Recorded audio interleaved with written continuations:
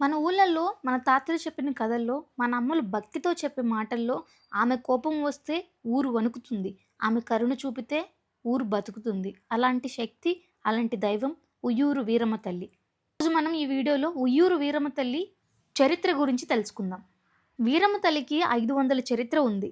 ఆ కాలంలో పశ్చిమ గోదావరి జిల్లా ఏలూరుకు దగ్గర పెదకడియం అనే గ్రామంలో యాదవ్ కులానికి చెందిన బొడ్డువారి ఆడపడుచుగా ఆమె జన్మించింది. తండ్రి పరశురామయ్య, తల్లి పార్వతమ్మ. పరమేశ్వర వరప్రసాదంగా జన్మించిన వీరశివమ్మ అని పేరు పెట్టారు.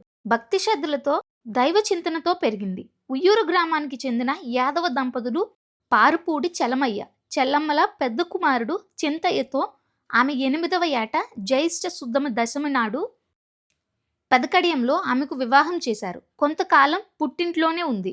యుక్త వయసు రాగానే ఉయ్యూరులోని మెట్టినింటికి సంసార జీవన మాధుర్యాన్ని అనుభవించడానికి పుట్టినింటి వారు పంపారు.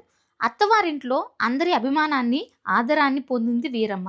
తన సేవా తత్పరతతో అత్తగారైన మేనత్తను, మామయ్యను మెప్పించింది. మరిది బోగయ్యను బిడ్డలాగా చూసింది. చుట్టుపక్కల వారికి కాక బంధుగణాలకి అంతటికీ ఆమె ఉత్తమ ఇల్లాలు అయింది. భర్త సేవలో జీవితాంతం ధ్యానం చేసుకుంది. కాలం ప్రశాంతంగా గడిచిపోతుంది. ఇంతలో కుటుంబంలో ఒక అలజడి రేగింది. మరిది బోగయ్యకు అచ్చమ్మతో వివాహం అయింది. ఆమె గర్విష్ట, విద్యాహీన. ఆమెకు వీరమ్మ మీద అసూయ పెరిగింది. ఊరంతా తోటికోడలు వీరమ్మను మెచ్చుకోవడం ఆమెకు బాధ కలిగి అలిగి పుట్టింటికి చేరింది. అయితే సాధ్వి వీరమ్మ అత్తమామలకు మరిదికి నచ్చచెప్పి తోటికోడల్ని మళ్ళీ అత్తవారిల్లు చేరేటట్లు చేసింది. ఆమె మనసులోని అసూయ తొలగిపోయి తోటికోడళ్ళు అన్యోన్యంగా ఉంటూ ఊరి వారికి ఆదర్శమయ్యారు. ఈ ఉయ్యూరు గ్రామంలో కరడం సుబ్బయ్యకు స్త్రీ వ్యామోహం ఎక్కువ. అతని కళ్ళు సాధ్వీమని వీరమ్మపై పడ్డాయి. లోబరుచుకోవటానికి ఎన్నో ప్రయత్నాలు చేశాడు. దగ్గరలో ఉన్న గురజాడ గ్రామంలోని తన బావమరిది సీతయ్యను తనకు సాయం చేయమని బ్రతిమలాడాడు. అతడు రావణాసురుడికి మారీచుడు చేసినట్లు హితబోధ చేశాడు. చెవికి ఎక్కలేదు. ఎంతైనా బావుగారు కదా, తన సోదరి కాపురం ఏమవుతుందోననే భయం సీతయ్యకు పుట్టుకుంది. మంత్రతంత్రాలు తెలిసిన సీతయ్య మెత్తబడి చివరికి సాయం చేయటానికి ఒప్పుకున్నాడు. మేకల, గొర్రెల మేత కోసం చింతయ్య, బోగయ్య సోదరులు వాటిని తోలుకుని ఉత్తరాదికి అంటే బెజవాడ అవతలి ప్రాంతంకు వెళ్లారు. ఇదే అదునైన సమయమని బావమరిది సీతయ్యను ప్రేరేపించాడు. బావ సుబ్బయ్య సీతయ్య ప్లాన్ వేశాడు. తన నౌకరుకు విషం పూసిన స్వరములు ఇచ్చి చింతయ్యపై రహస్యంగా ప్రయోగించమని చెప్పి పంపాడు. ముస్తాబాదులో గొర్రెల మందల దగ్గర నిద్రపోతున్న చింతయ్యను ఆ నౌకరు విషం ఉన్న ఆ స్వరములతో పొడిచి హత్య చేశాడు. చింతయ్య బాధ భరించలేక చనిపోయాడు. తమ్ముడు బోగయ్య అన్న శవాన్ని ఉయ్యూరు చేరుస్తాడు. ఆ వార్త విని వీరమ్మ తల్లడిల్లిపోతుంది. తాను గాఢంగా ప్రేమించిన తన భర్తతో సహగమనం చేయాలని నిశ్చయించుకుంది. తన భర్త హత్యకు కారణం సుబ్బయ్య అని తెలుసుకొని అతని వంశం నిర్వంశం కావాలని శపించింది. సుబ్బయ్య అకస్మాత్తుగా చనిపోయాడు. అతనితో అతని వంశము అంతరించింది. వీరమ్మ పుట్టినింటి వారు ఈమెను మళ్ళీ పెళ్లి చేసుకోమని బలవంత పెట్టారు.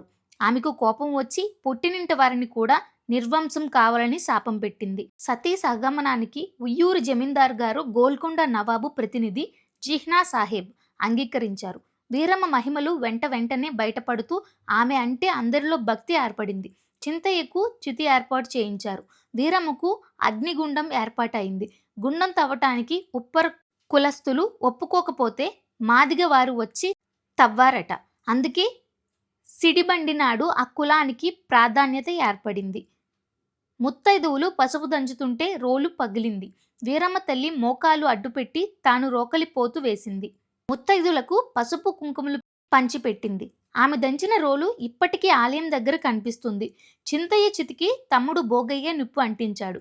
వేలాది ప్రజలు బోరున విలపిస్తుండగా అత్తమామలు బంధుగణం శోక సముద్రంలో మునిగి ఉండగా పుణ్య స్త్రీలతో తోడి కోడలతో పారెళ్ళు పెట్టించుకొని పెళ్లి కూతురుల పుష్పాలతో శిరోజాలను అలంకరించుకుని సాధ్వీమ తల్లి పతివ్రత శిరోమణి వీరమ్మ తల్లి భర్త చితికి 3 సార్లు ప్రదక్షిణం చేసి బగబగా మండే ఆ మంటలో తాను సహగమనం చేసింది. ఆదర్శ మహిళగల తల్లిగా ఆనాటి నుంచి ఈనాటి వరకు ప్రజల నీరాజనాలు అందుకుంటుంది. రాజు ప్రతినిధి జిహ్నా సాహెబ్ వీరమ్మని నమస్కారం చేసి ఇంటికి వెళ్లి నిద్రపోయాడు. ఆ రాత్రి నిద్రలో వీరమ్మ భర్త చింతయ్యతో సహా మహా తేజోవంతంగా సర్వాలంకార శోభతో కనిపించింది. స్త్రీలు పూజలు చేస్తున్నట్లు, వీరమ్మ వారి కోరికలు తీరుస్తున్నట్లు, గండదీపాల కాంతిలో అమ్మ ఒక దుష్ట శక్తిని కాలితో తన్నుతూ ఉయ్యాల ఊగుతున్నట్లు, గుడి పక్కనే పెద్ద తూటాకం ఉన్నట్లు, అందులో వికసించిన తామర పూలున్నట్లు సాహెబ్ గారికి కలలో కనిపించిందట. ఉదయం లేచి జమీందారు గారును పిలిచి జమీందారుకు అట్లాంటి స్వప్నమే వచ్చినట్లు చెప్పారట. చింతయ్య మరణానికి కారకులెవరో తెలుసుకోవటానికి సుబ్బయ్య వంశం సర్వనాశనమై చివరికి వారసులెవరూ లేకుండా నిర్వంశం అయింది. ఇప్పుడు ఆలయ నిర్మాణం, తిరునాళ్ల ఏర్పాటు గురించి తెలుసుకుందాం. అందరూ ఆలోచించి వీరమ్మ అత్తమామలతో సంప్రదించి గ్రామస్తులతో సమావేశం జరిపి సహగమనం జరిగిన చోటు ఆలయాన్ని నిర్మించారు. చెరువు తవ్వించారు. వీరమ్మ, చింతయ్యల విగ్రహాలను, ఉయ్యాల స్తంభాలను తయారు చేయించారు. జిన్నా గారు జమీందారు సమక్షంలో భక్తజన సందోహం మధ్య వైభవంగా ప్రతిష్ఠ జరిగింది. ఆలయం, ఉయ్యాల స్తంభాల ఖర్చును జిన్నా గారే పెట్టుకున్నారు. చెరువును తవ్వించిన ఖర్చు, ప్రతి ఏటా మాఘశుద్ధ ఏకాదశి నుండి 15 రోజుల పాటు జరిగే ఉత్సవాల ఖర్చు జమీందారు గారు భరించారు.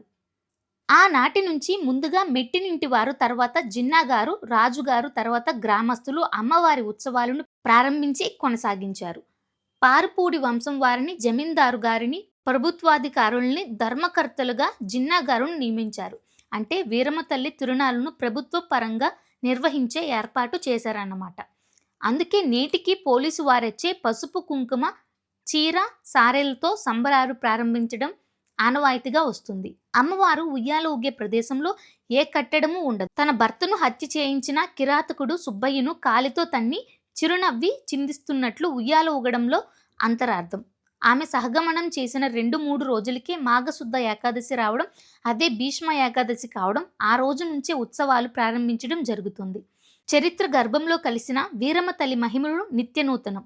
నమ్మిన వారికి నమ్మినంత శుభం చేకూర్చే తల్లి వీరమ్మ. తిరునాళ్ళు 15 రోజుల్లో ఉయ్యూరులో ఏ ఇంట్లోనూ పసుపు దంచరు, కుంకుమ తయారు చేయరు, ముందే సిద్ధం చేసుకుంటారు, కారం కూడా కొట్టరు. ఇవి స్వచ్ఛందంగా అందరూ పాటించే నియమాలే. తిరునాళ్ళలో అమ్మవారికి సాధారణంగా అందరూ చీరే, పసుపు, కుంకుమ పెట్టడం అలవాటు.